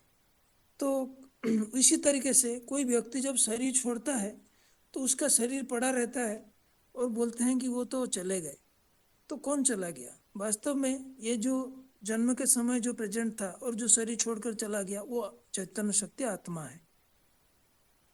इस आत्मा के बारे में और ये शरीर के मैं पाठ बजाने के बारे में गीता में अनेक श्लोक कवर हुए हैं, लेकिन इसका जो रियलाइजेशन है, आत्मशक्ति का विकास करना है, वो परमपिता परमात्मा पुरुषोत्तम संगमों में कराते हैं। इसलिए इसका अभी विशद रूप से हमको रियलाइजेशन हो रहा है और उसका ज्ञान भी मिल रहा है। तो ये जो आत्मा है ये कहाँ रहता है? कोई प्राणी है, उसका उत्तमांग में आत्मा रहता है। तो क्योंकि जैसे कोई गाड़ी होता है, गाड़ी में ड्राइवर बैठ करके गाड़ी चलाता है, पास में उसका इंजन रहता है, गाड़ी का चाबियां रहता है, साइड में खिड़की रहता है, देखता है, उसी हिसाब से गाड़ी को कंट्रोल करके चलाता है। उस तरीके के हमारे जहाँ ज्ञानेंद्रियों का केंद्रीकरण हुआ है वो है भ्रुकुटी। तो वो भ्रुकुटी में आत्मा रहती है, जो कानों से सुनता है, आंखों से देखता है, नाकों से सूंघता है। ये ज्ञानेंद्रियां जो ज्ञान देने वाले, ज्ञान सेंसिंग ऑर्गन्स हैं जिसको बोलते हैं, वहाँ उसके बीच में भ्रुकुटी में आत्मा बैठता है। तो जैसे सबसे ज्यादा उत्तमांग उसको बोलते हैं, वहाँ आत्मा रहता है, तो उसको भ्रुकुटी भी कहा जाता है। तो गीता में भी शब्द आया है, भ्रुवोर मध्य प्राणम आवेश्य आवेश्य सम्यक, अर्थात प्राण रूपी आत्मा को भ्रुकुटी में स्थिर करके स्मृति करने के लिए बताया है। और आत्मा के लिए भी श्लोक आया है कि आत्मा अणुरूप है, सूक्ष्म अणु है। तो ये आत्मा की और भी एक श्लोक है कि मूर्धनि आधाय अस्थितः, अर्थात भ्रुकुटी रूप में आत्मा स्थिर रहती है। तो ये श्लोक साबित करते हैं कि आत्मा भ्रुकुटी में रहता है। तो इसका यादगार में पुरुष लोग टीका लगाते हैं, माता लोग बिंदी लगाते हैं। तो किसी को चिंता होता है तो माथे में हाथ रख के बैठता है। तो इसका ये अर्थ निकलता है कि आत्मा भ्रुकुटी में रहता है। कोई समझते हैं आत्मा हृदय में रहता है, हार्ट में रहता है, लेकिन वास्तव में आज भी विज्ञान के युग में हार्ट ट्रांसप्लांटेशन हो रहा है, तो वहाँ तो आत्मा नहीं रह पाता। तो वास्तव में किसी को मस्तक में गोली लगे तो उसका जीवन चला जाता है। तो ये प्रूव करता है कि आत्मा भ्रुकुटी में रहता है। ये ज्ञान दूसरों को इतना तक नहीं है कि दूसरे जो किताबें गीता के छपे हुए होते हैं वहाँ हृदय में आत्मा को निशानी दिखा दिया है, यहाँ तक अंधकार है सृष्टि पर। तो ये आत्मा की 3 शक्तियां हैं, मन बुद्धि संस्कार। मन है संकल्प शक्ति, यानी सोच विचार करता है, बुद्धि विचार करने की शक्ति है, और संस्कार जो हम कर्म करते हैं, जो सोचते हैं, जैसे समझते हैं, वो सारे संस्कार हमारे बन जाते हैं। खास करके कर्मों का संस्कार बन जाता है। मनोबुद्धि संस्कार मिलकर के आत्मा बनता है। मनुष्य मरने का समय सोच विचार की क्षमता उसका समाप्त हो जाता है। तो ये जो आत्मा है वो चली गई, उसका प्रमाण ये है। तो ये जो पहला नंबर की शक्ति है, संकल्प शक्ति, इस द्वारा सब हम अपने लिए सुखदायी कर्म करते हैं, व सुखदायी विचार लाते हैं, या तो दुखदायी सृष्टि रचते हैं। तो मन की, इसके लिए बोला भक्ति मार्ग में बोलते हैं, मन का सुख जहान का सुख, और मन चंगा तो कटौती में गंगा। तो जब मन बीमार होता है, कोई तन बीमार होता है, तो मन की बीमारी शरीर को बहुत ज्यादा कमजोर बना देता है। तो वास्तव में सुख शांति का आधार क्या हुआ? आधार ये हुआ कि मन की एकाग्रता और शांति, तब जाकर के आत्मा को सुख शांति हो जाता है। तो ये जो आज के दुनिया में मनुष्य का ये हाल है कि मन चंचल है। मन देवभान के कारण बहुत जगह अप्राप्तिकर सुखों में इच्छा करके भागता रहता है, क्योंकि उसका स्वभाव है सुख शांति की आस। सुख शांति की आस से चारों तरफ घूमता है। इसलिए गीता में भी श्लोक आया है, चंचल ही मनः कृष्ण प्रमथि बलवदृढ़ तस्याहम निग्रह मन वायुरेव सुदुष्करम। अर्थात ये चंचल मन वायु की तरह है, उसको कंट्रोल करना अत्यंत कठिन है। तो ये मन की एकाग्रता और चंचलता उसका सुख दुख अशांति का कारण है। तो दृढ़ संकल्प वाली और एकाग्रचित्त व्यक्ति ही सफल होता है। इसीलिए संकल्प कम हो और दृढ़ हो, तब जाकर के सफलता मिलता है। तो ये जो आत्मा ही अपना शत्रु और मित्र बन जाता है। उसके लिए गीता के में श्लोक आता है कि ऊर्ध्वरेत आत्मानम न आत्मानम अवसाद, आत्मान ही आत्मनो ही बंधु, आत्मा ही उपरात्मनो। अर्थात आत्मा ही अपना शत्रु है और आत्मा ही अपना मित्र है। इसीलिए आत्मा को ऊर्ध्व स्टेज में ले जाना चाहिए। तो उसके भी और एक बात भी आया कि बंधुरात्मा मनोतस्य जेनो आत्मा एवं आत्मन स्थित अनात्मनोति शत्रुत्वे वर्तते एवं आत्मा शत्रुवत। अर्थात जो एकाग्र चित्त नहीं है या देवभान की तरफ है, वो आत्मा के प्रति शत्रुवत काम करता है। जो आत्मा की स्थिति में रहता है सो आत्मा के लिए मित्र बन जाता है। तो आत्मा ही अपना शत्रु और आत्मा ही अपना मित्र है। तो ये जो मन है और बुद्धि है और संस्कार है, आत्मा की 3 शक्तियां हैं। इसमें मन, आज के दुनिया में मन चंचल होता है और मन ही बुद्धि और संस्कारों को प्रबल करके उनको अंडर द कंट्रोल चला करके काम कर रहा है। तो इस चंचल मन को कंट्रोल करने के लिए बुद्धि को बढ़ावा दिया जाए, समझ बुद्धि में लाया जाए, तब जाकर के ये आत्मा कंट्रोल हो सकता है। तो इसके लिए गीता में श्लोक आया 3 अध्याय का 42 नंबर श्लोक, इंद्रियाणि पराण्याहु इंद्रियभ्यः परमन पुनस्तस्सु परा बुद्धि स्वबुद्धे परस्तस्तु स। इसका अर्थ है इंद्रियां तो प्रबल है, इन प्रबल इंद्रियों से मन प्रबल है, मन से बुद्धि प्रबल है, बुद्धि से बुद्धिमानों की बुद्धि प्रबल है। तो इसका अर्थ यह होता है कि अगर बुद्धि को विकास कर लिया जाए तो उस मन के ऊपर कंट्रोल कर लेगा, मन कंट्रोल होने से मन इंद्रियों के ऊपर कंट्रोल कर लेगा। अगर बुद्धि का विकास नहीं हो पाता है तो बुद्धिमानों की बुद्धि से बुद्धि लगाने से बुद्धि पावरफुल बन जाएगी, जो कि मन को कंट्रोल कर सकेगी। तो क्या होता है कि ये जो बुद्धि पावरफुल तो बनती है, फिर हमारा बुद्धि नाश क्यों हो जाता है, बुद्धि नष्ट क्यों होता है? इसके लिए गीता में आया है 2 अध्याय का 62 नंबर श्लोक, ध्यायते विषयान् पुंसो संगतेषु उपजायते संगात् संजयते कामो कामोत् क्रोधो उपजायते। तो क्या होता है कि इंद्रियों द्वारा जब प्राणी सुख लेता है, सुख लेने का समय उसमें आसक्ति व लगाव पैदा होता है, और आसक्ति और लगाव पैदा और कामना पैदा होता है।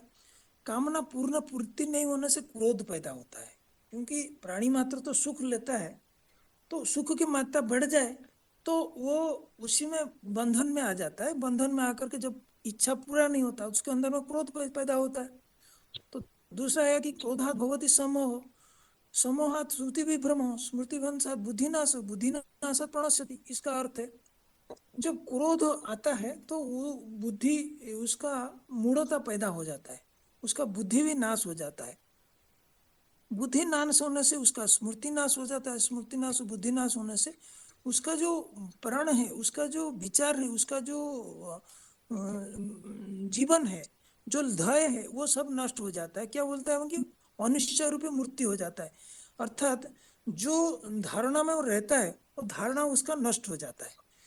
तो उसके लिए ये जो धारणा नष्ट हो जाता है, क्रोध में आया और उसका कारण हुआ कि वो कामना का कारण हुआ आसक्ति, उसको समझाया है ये जो काम है, काम है स्थूल रूप काम है, और कामना है सूक्ष्म रूप, वो कहाँ कैसे आत्मा को प्रभावित करता है। इसलिए गीता में आया कि 3 अध्याय का 39 नंबर श्लोक, आवृतम ज्ञानम एतेन ज्ञानिनम नित्य वैरिणा काम रूपेण कौन्तेय दुष्पूर्ण अनलन। इसका अर्थ है कि ये जो काम विकार रूपी शत्रु है, आत्मा की जो ज्ञान है उसको ढका रहता है। तो जब ज्ञान ढक जाएगा तो समझ ढक जाने से बुद्धि काम नहीं करेगा, तो उसका कारण से आत्मा बंधन में आ जाता है। तो ये फिर ये जो विकार कहाँ रहता है, इसके लिए श्लोक आया 3 अध्याय का 40 नंबर श्लोक, इंद्रियाणि मनोबुद्धि अस्य अधिष्ठानम उच्यते एतै विमोहति सह ज्ञानम आवृत्त देहिनम। अर्थात जो 10 इंद्रियां हैं, अव्यक्त मन है, बुद्धि है, ये जो विकारों की रहने का स्थान है, इस स्थान में रह करके आत्मा में जो ज्ञान है उसको ढक करके रहता है। तो ढक करके रहने से आदमी मूढ़ बन जाता है। तो इसके लिए उसका उपाय बताया 3 अध्याय 41 नंबर में, तस्मात् त्वम् इंद्रियाणि आदौ नियम्य भरतर्षभ पापमानं प्रजायनम ज्ञान विज्ञान नाशनम। तो ये जो काम विकार को नाश करने वाला जो है, ये पापी काम विकार को तुम अवश्य मार दे।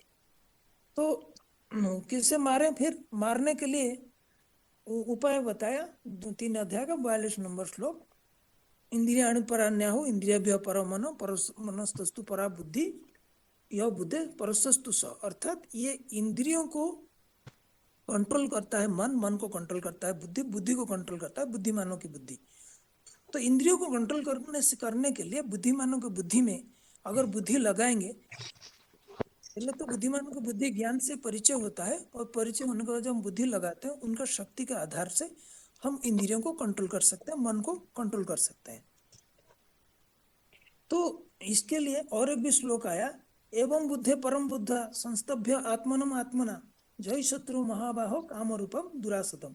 अर्थात ऐसे जो बुद्धि से प्रबल है उसको जानकर अपने बुद्धि उसके ऊपर अगर हम स्थिर कर देंगे, वो जिस तो रथ में बैठा हुआ है उस रथ में अभिविचारी स्मृति कर लेंगे, तो ये जो काम विकार है वो काम विकार को हम बस कर सकते हैं, उसके ऊपर कंट्रोल कर सकते हैं।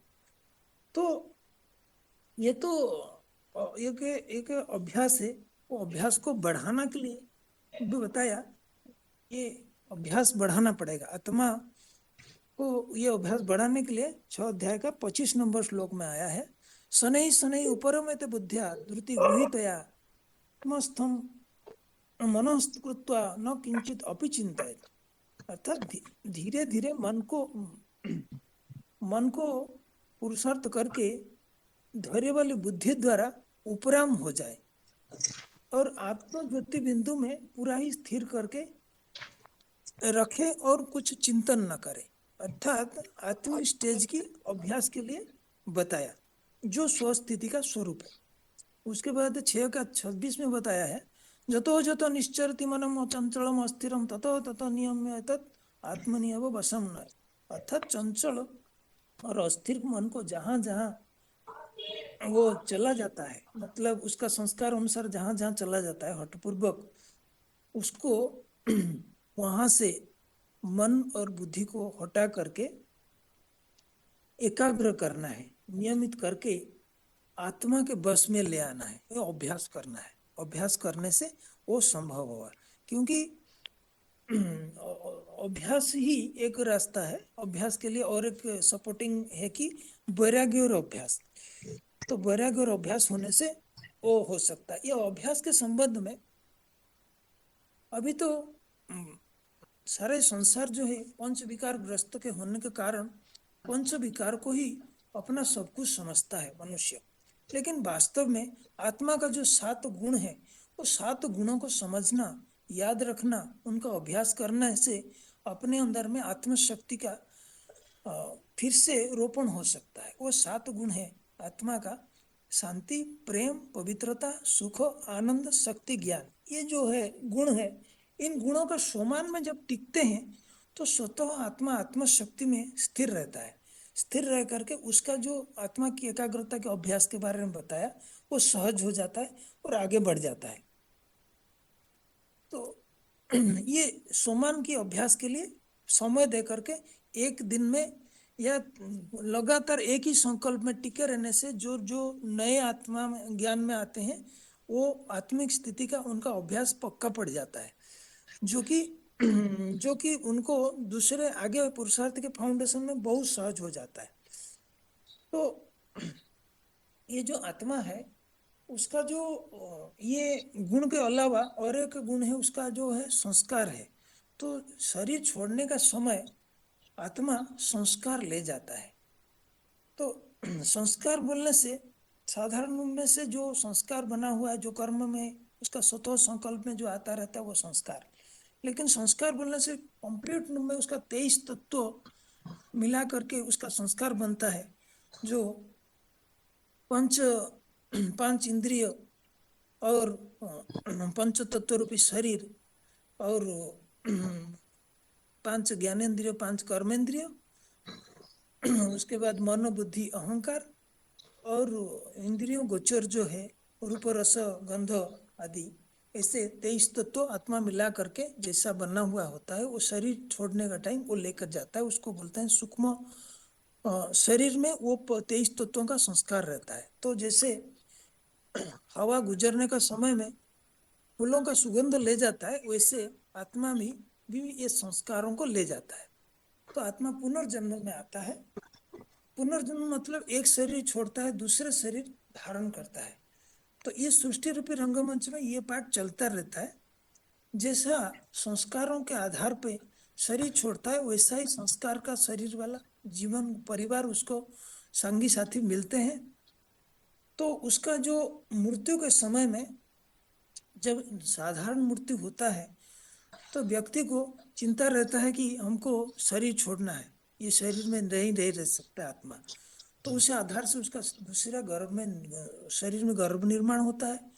वो 4-5 महीने का गर्भ बनने के बाद उसमें आत्मा इस शरीर छोड़ करके जाके उसमें प्रवेश करता है और 9 महीने के बाद उसका जन्म होता है। तो ये प्रक्रिया साधारण प्रक्रिया में चलता है। लेकिन कोई अगर शरीर छोड़ देता है अचानक, यानी उसका जीवघात हो जाता है, सुइसाइड कर लेता है, कोई मर्डर हो जाता है, तो वो उसको शरीर उसका निर्माण न होने के कारण उसको भटकना पड़ता है। उसको सूक्ष्म शरीरधारी बोलते हैं। तो ऐसे आत्मा भटकता रहता है, फिर उसका जब हिसाब किताब पूरा होता है वो फिर जन्म लेता है। तो ये जो आत्मा इस सही से पार्ट बजाता रहता है, तो इस सृष्टि रूपी चक्र में पार्ट बजाते बजाते आत्मा की ताकत कम हो जाती है। जैसे हम कोई मोबाइल यूज करते हैं तो उसमें बैटरी रहता है, बैटरी डिस्चार्ज होने से फोन नहीं सुनाई देता है, उसको चार्ज करना पड़ता है। इसी तरीके से ये आत्मा सतो रजो तमो तीन स्टेज में आता है। तो सतयुग में आदि में सतो प्रधान होता है और कलयुग के अंत में तमो प्रधान हो जाता है। तमो प्रधान के कारण उसके अंदर में चिंता, अशांति, दुख, चिड़चिड़ापन, किसी कार्य में मन न लगना, ऐसे तमो प्रधान के लक्षण था। आलस्य, निद्रा, ये सब तमो प्रधान के लक्षण दिखाई देते हैं। तो वो जब फिर क्या होता है कि मन उसका प्रबल हो जाता है। मन जैसे चाहता है, मन तो भोग के पीछे दौड़ता है, सुख शांति के पीछे दौड़ता है।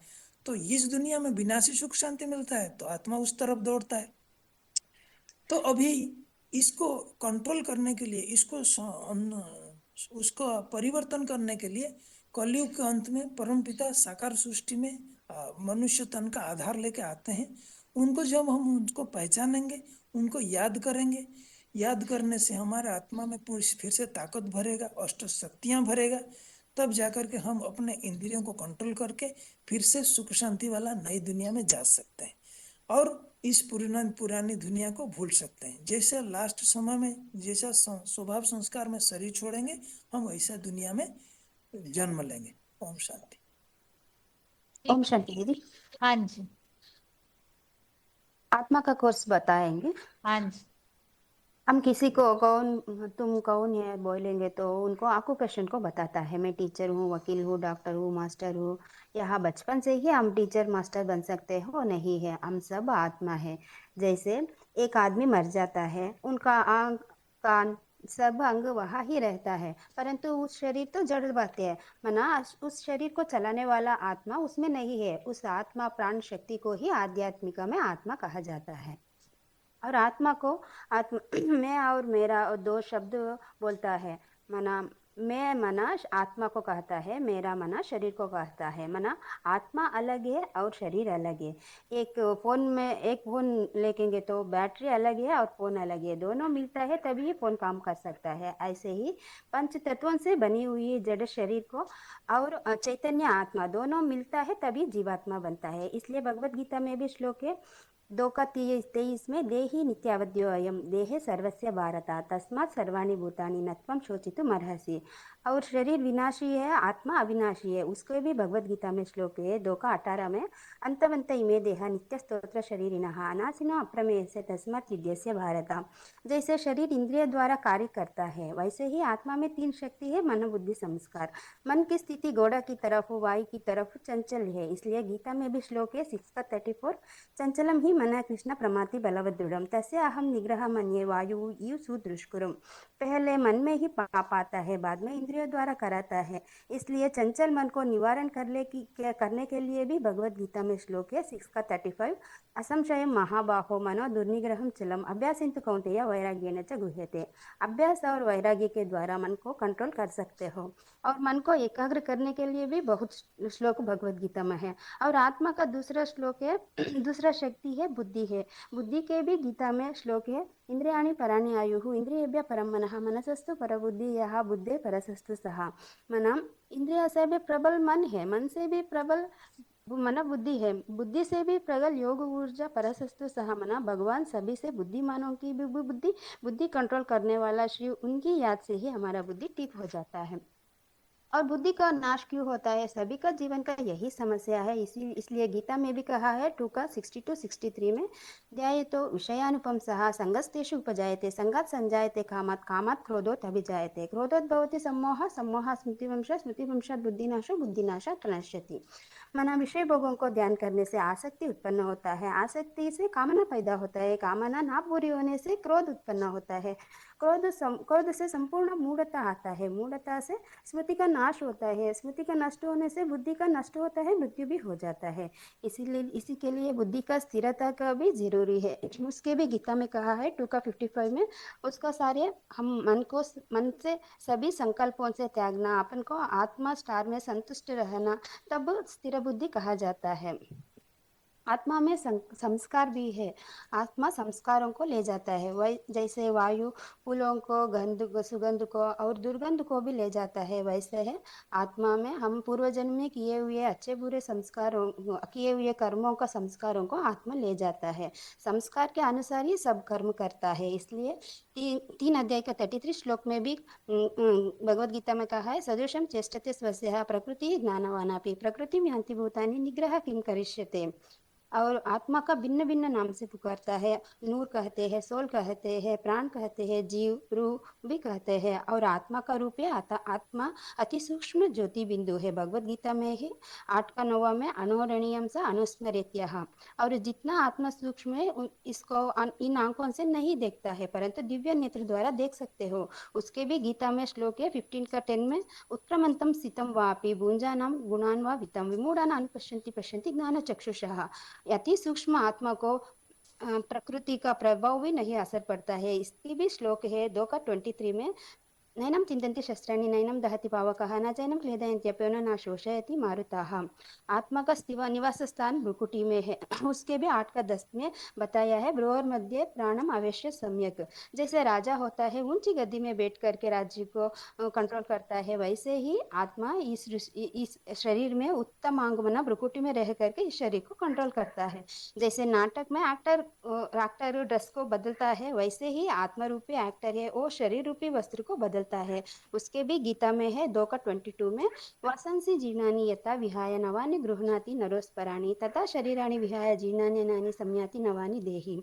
आत्मा निर्लेप नहीं है, आत्मा का कर्म का लेप चेप चढ़ता है, इसलिए वो अगले जन्म लेता है। इसके 13 का 21 में भी बताता है, पुरुषम प्रकृति स्तो ही भुंक्ते प्रकृति जान गुणान कारण गुण संग्रह अस्य सदसद्योनि जन्मसु। मैंने आत्मा शरीर में उत्पन्न हुए सतो रजो तमो तीनों गुणों को भोगती है, इसलिए पुनर्जन्म लेने का यही कारण है। और ना इसलिए नाम पड़ता है पापात्मा पुण्यात्मा धर्मात्मा। पाप शरीरी पुण्य शरीरी वो नहीं कहते हैं। और आत्मा निर्लेप नहीं है, आत्मा में लेप चेप चढ़ता है। पाप धोने का भी गीता में श्लोक है, ज्ञानाग्नि दग्ध कर्माणम और ज्ञान निर्धूत कलमशम। और आत्मा का भोजन न लगे और शरीर का भोजन न लगे। जैसे कार को पेट्रोल डीजल गैस से भरते हैं और ड्राइवर को भोजन न लगे, वैसे ही हम शरीर को अलग भोजन है, आत्मा को अलग भोजन है, क्योंकि आत्मा में ही जन्म जन्मांतर का काट पड़ता है। आत्मा का भोजन है भगवान का याद और भगवान का ज्ञान। इस डालने से आत्मा आत्मा आत्मा शक्तिशाली हो जाता है। जैसे एक बीज में डिफेक्ट होता है वो वृक्ष में भी आता है, वैसे आत्मा पाप कर्मों को धोल करके ये तो शरीर भी अच्छा शरीर होता है, माने निरोगी होता है, दुखी अशांति नहीं होता है। और आत्मिक स्थिति आत्मा समझ आत्माओं को बाप को पहचान कर को आत्मिक स्थिति का करना जरूरी है, इसलिए सब समस्याओं से बच सकते हो। इसको भी श्लोक है 2 का 40 में, न यह अभिक्रमण शो अस्ति प्रत्युवायो न विद्यते स्वल्पमपि अस्य धर्म से त्रायते महतो भयात्। थोड़ा भी आत्मा समझ आत्मिक स्थिति का प्रैक्टिस करने से विनाश समय में महान भय से बच सकते हो। ओम शांति। ठीक है।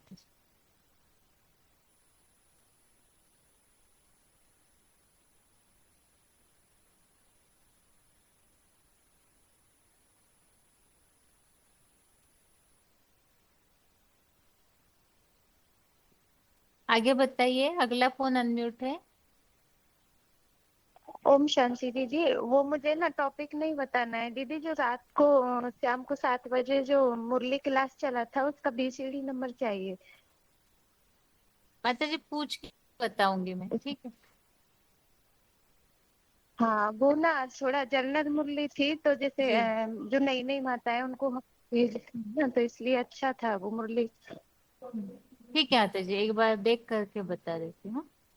शाम के क्लास में बता दूंगी। हाँ ठीक। हाँ आगे बताइए, अगला फोन अनम्यूट किया है। हेलो। हाँ जी। हेलो। हाँ जी। आत्मा का टॉपिक बता रही हूँ। हाँ जी। आत्मा आत्मा ज्योति बिंदु है। आत्मा ध्रुवति के मध्य में रहती है। इसका श्लोक है, ध्यान मध्य प्राण अस्तित्व। आत्मा की 3 शक्तियां हैं, मन बुद्धि और संस्कार। मन में संकल्प आते हैं, बुद्धि निर्णय लेती है, संस्कार अच्छा या बुरा। तो जो मन में मन बुद्धि पर जो प्रभाव पड़ता है उसे संस्कार कहते हैं। ध्रुवति के मध्य में आत्मा रहती है, तो माताएं बिंदी लगाती हैं, भाई लोग टीका लगाते हैं। आत्मा बीज है, शरीर वृक्ष है। आत्मा अच्छे बुरे कर्म करती है, तो अपने साथ पाप पुण्य का लेकर जाती है। तभी कहते हैं पाप आत्मा पुण्य आत्मा। आत्मा का प्रकाश आंखों से निकलता है। अगर आत्मा निकल जाए तो आंखें बटन हो जाती है। शरीर जो है 5 तत्वों से बना हुआ है। आत्मा कर्म करती है, अगला जन्म वैसा ही मिलता है। तभी और आत्मा अपने साथ पाप पुण्य का बैलेंस लेकर जाती है। अच्छे कर्म किए हैं तो अगला जन्म अच्छा मिलेगा। अगर पाप कर्म ज्यादा किए हैं तो लंगड़ा लूला अंधा पैदा होगा। किसी का धन चालाकी से लूटा है तो आत्मा गंदे नाले पर गरीब घर में जन्म लेती है। किसी को संदेश देते हैं परम पिता आए हैं नई दुनिया बनाने, तो कई लोग छाती पर हाथ रख लेते हैं। परम पिता जब कलयुग अंत में आते हैं तो आत्मा और परमात्मा का ज्ञान देते हैं। उससे पहले हम लोग अपने को शरीर समझते थे। परम पिता परमात्मा आध्यात्मिक ज्ञान देते हैं। मनुष्य का जन्म लेते हैं। मनुष्य 84 जन्म लेते हैं, 84 लाख योनियों में नहीं जाता। आत्मा एक शरीर छोड़ दूसरा लेती है, जिसके लिए श्लोक है, वंशानी जीर्णानि यथा विहाय नवानि गृहति नरो प्राणी तथा शरीरानि विहाय जीर्णानि शयति नवानि देहि। आत्मा 17 तम में आती है। आत्मा अविनाशी है, तो उसके लिए मेरा